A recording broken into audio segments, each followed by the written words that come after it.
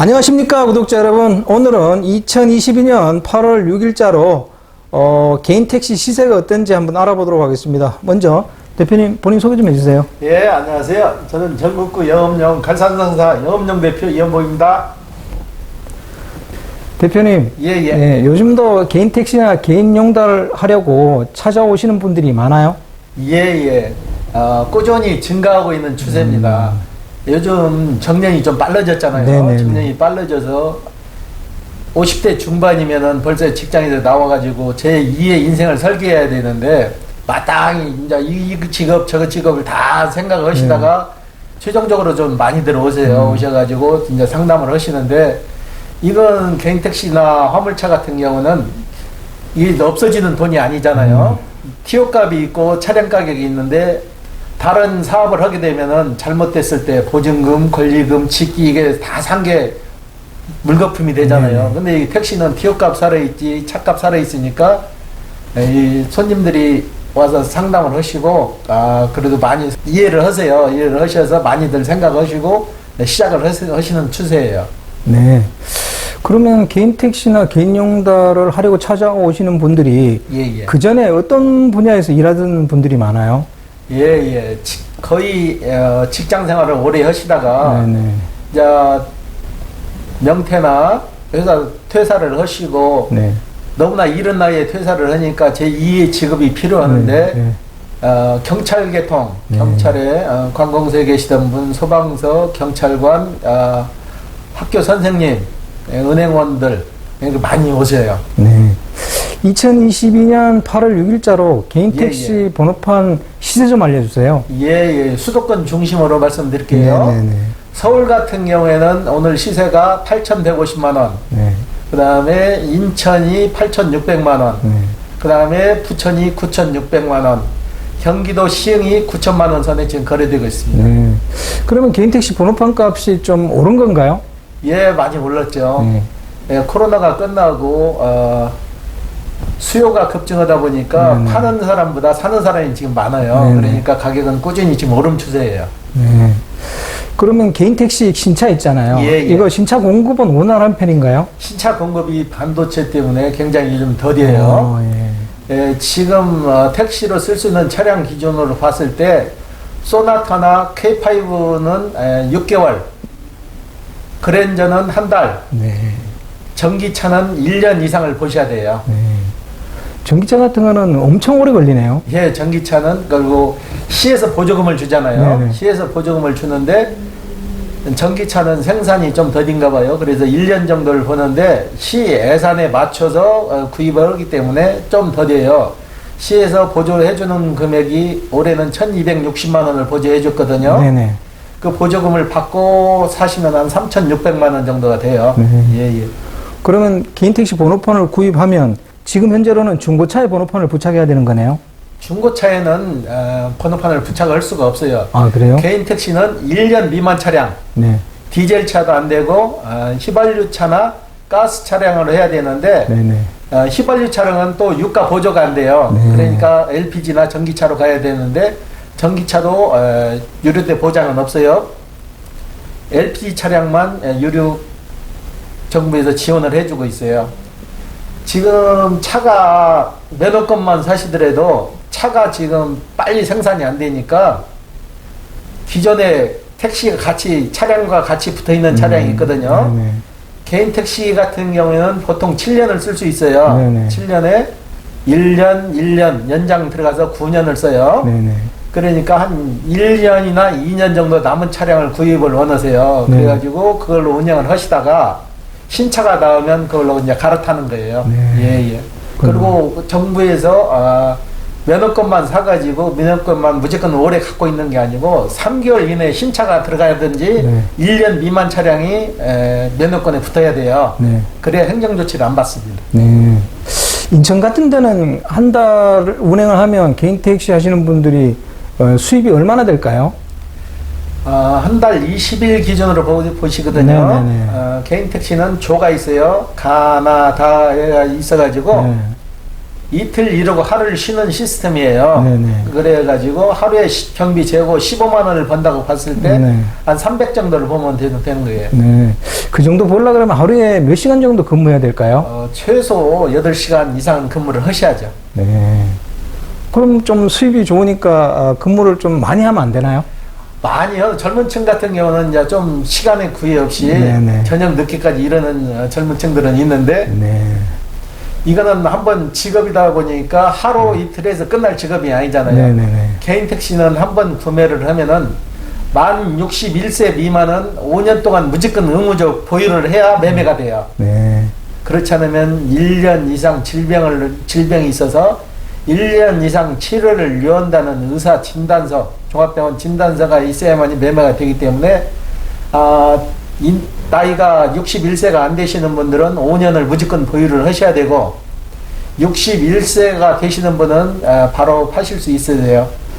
주로 개인 택시 하려고 찾아오시는 분들이 주로 남자분들이 많아요? 여자분들이 많아요? 거의 90%는 남자분들이죠. 예. 여자분들도 있어요? 그러면요. 얼마 지금 한 2달 됐나? 네. 73살 먹은 뭐 할머니라고 하기도 그렇고 네. 요즘은 층이 그 정도도 이제 젊은 층에 속한다고 네. 해야 되니까 오셔가지고 저하고 상담을 했는데 제가 말 끊고 말렸어요. 네.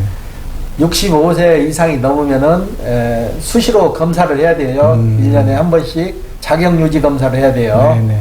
버스도 지금 그 제도가 있어서 계속 하는데 하실 수 있겠냐 보니까 저한테 되레 화를 내시더라고. 자기 나이가 73세밖에 안 됐는데 왜 못 오게 하냐고. 할 수 있다고 그러는데 지금도 가끔 전화가 오셔갖고 나 지금 잘하고 있어요. 그렇게 전화를 하셔. 그런 거 보면 참 나이하고는 상관이 없는 것 같아요. 본인이 얼마나 건강을 잘 챙기고 하냐에 따라서 이거는 정년 연장이 딱 정해진 게 아니니까 얼마든지 가능하시는 것 같아요. 네. 그리고 또 개인 택시 하려는 분들의 그 주로 연령층은 어떻게 돼요? 전에는 직장 명퇴하시거나 은퇴하시고 오신 분들에서 60세 이상이었는데 요즘은 젊은 층들로 많이 바뀌고 있어요. 네네. 지금은 한 6대 4 정도로 네. 젊은 층이 40%, 네. 노년층이 60%그 정도로 바뀌었어요. 네. 요즘 그 언론을 보면 택시 대란이라는 말이 많이 사용되더라고요. 예. 거기에 대해서 대표님께서는 어떻게 생각하세요? 근데 대란이 날 수밖에 없는 이유가 기존에는 법인 택시들이 많이 운영을 했어요. 운영을 해서 승객들을 많이 모시고 돌아다녔는데 지금 법인 택시 하시는 분들이 음식 배달하는 것보다 수익이 안 돼요. 수익이 안 되니까 직장을 많이 이직을 하고 그쪽으로 많이 빠지셨어요. 법인 택시가 쉽게 말해서 1000대가 있다면은 절반 정도는 서 있는 거예요. 기사분이 없어가지고. 수지 타산이 안 맞으니까는 법인 택시를 안 오고 배달업종으로 다 빠지는 거예요. 그래서 그 공백을 메꿔야 되는데 그 공백이 안 메꿔지는 거예요. 그러니까는 항시 수요와 공급이 안 맞는 거예요. 그렇기 때문에 손님들이 좀 불편을 많이 겪으실 거예요. 네. 그러면 법인 택시 기사분들에 대한 처우 개선을 해주면 되지 않나요? 처우 개선을 해주는데 법인 택시도 어느 정도 적정 수익을 올려야 업주도 살고 종업원도 사는데 그건 정부에서 어떻게 근본적인 정책이 나오기 전까지 좀 힘들 것 같아요. 네. 그리고 요즘 또 개인 택시 콜 있잖아요. 이거 관련해서 카카오가 좋다 나쁘다 이런 갑론을박이 있더라고요. 여기에 대해서 대표님은 어떻게 생각하세요? 지금 콜이 크게 나누면은 카카오, 우버, 지역 이음콜 그렇게 정도 세 종류로 나눌 수 있는데 카카오가 아마 그 콜량이 제일 많을 거예요. 선발업체니까. 그런데 카카오도 두 종류예요.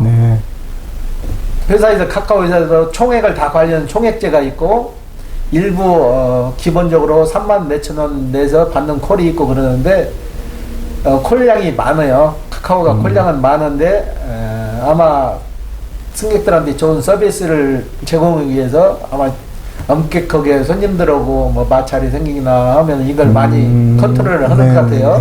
손님들하고 마찰 생기면 점수제가 있어가지고 콜을 안 주고 그런 방법도 있고 아마 총액제를 하니까 뛰는 세금도 좀 많은 것 같아요. 네. 그래서 그거에 대해서는 좀 기사분들이 불평불만이 좀 계시는 것 같아요. 네.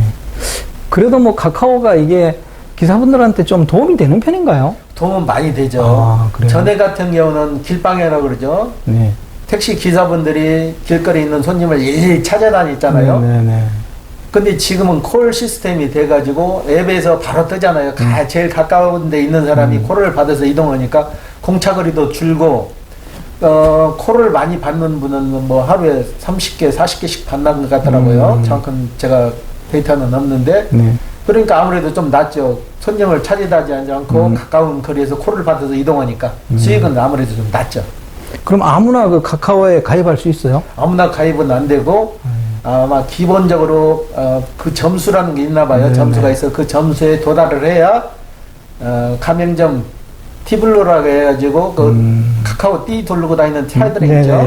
그 차를 할 수 있는 것 같아요. 그러면 그 가입이 안 되는 개인 택시 기사분들도 좀 불평불만이 좀 있겠어요? 그러면요. 아무래도 그분들 카카오 기준이 좀 엄격하다 보니까 손님들한테 불친절을 했다든가 민원이 있고 그런 거는 좀 가입이 어려운가 봐요. 그 앞으로 이제 코로나가 완전히 거치고 나면 개인 택시 번호판 가격의 장기적인 전망은 어떻다고 생각하세요?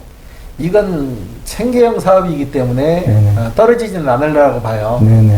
아무래도 젊은 층들이나 명퇴하시는 분들이나 지금은 손쉽게 할 수 있는 직업이라고 생각하시고, 그리고 이 자본을 투자하면은 1억 정도는 차나 티오카까지 다 구입을 하시잖아요.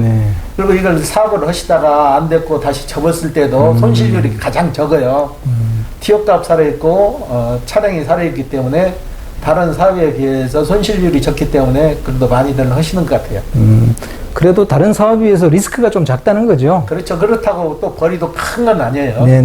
본인이 얼마나 활동하냐에 따라서 수익 면에는 서로가 좀 차이가 생기는데, 열심히 하시는 분들은 좀 더 버시는 거고, 설렁설렁 하시는 분들은 좀 덜 버시는 거고, 그러는 거죠. 그래서 저도 물었던 취지는 사실은 뭐 어떤 분들에게는 이 개인 택시가 제1의 직업이 될 수 있지만, 저는 아까 그 대표님하고도 얘기했지만 여기 제2의 직업 부분에 대해서 우리가 한번 생각해보자는 취지로 물어봤던 것이라, 크게 수입은 뭐 많이 된다 그러면 사람들이 여기 이리로 다 진입했을 거라고 생각합니다. 근데 명퇴나 정년퇴직 하신 분들은 기본적으로 국민연금이나 국가에 주는 연금을 받잖아요. 그렇죠. 그 연금 플러스 개인 택시에서 수익을 어느 정도 내면은 일정 금액이 보장이 되니까 아마 그걸 선호하시는 것 같아요. 개인 택시를 하지 않아야 될 분들, 이런 분들이 어떤 분들이 있는지 대표님 한번 좀 얘기 한번 해주시죠. 개인 택시는 아무래도 승객을 모시고 다니잖아요. 전에 이 개인 택시는 아무나 살 수 있는 게 아니고 자격 조건도 좀 까다로워요. 성추행이나 마약이나 절도나 이러신 분들은 개인 택시를 사시더라도 면허권이 잘못되면 취소가 돼요. 그리고 음주 많이 하시는 분, 음주 많이 하고 다음날 핸들을 잡고 나가시면은 음주 측정을 하면 바로 다 해독이 안 되기 때문에 나와요. 이런 분들은 좀 안 하시는 게 나아요. 개인 택시도 대출받아서 구입이 가능한가요? 정부에서 지원해주는 사업이기 때문에 은행도 몇 군데 은행이 있는데 행복 택시 자금을 해서 신용상에 큰 문제만 없으면은 5천만 원까지 대출을 해줘요. 그리고 신용 등급이 아주 낮은 사람들 7등급 이상은 미소금융이라고 해서 정부 지원 사업을 해서 7천만 원까지도 해줘요. 어떤 이유로 그 개인 택시를 사려고 하는 걸 가장 주저하는 것 같아요? 아무래도 승객분을 모시고 다니는 거잖아요. 그러니까 손님들을 접하는 걸 많이 두려워하세요. 술 먹은 손님이나 이런 손님이 해가지고 해코지 당하지 않을까 그런 걸 많이 생각하시는 것 같아요. 그건 뭐 어느 직업이나 그런 위험은 다 있는 거니까 그죠? 저도 조금 살아보니까 편한 직업은 없는 것 같아요. 오늘 인터뷰 감사드립니다. 구독자 여러분, 오늘은 2022년 8월 6일자로 개인 택시 번호판 시세와 뭐 그동안에 있었던 자질구레한 것도 한번 물어봤습니다.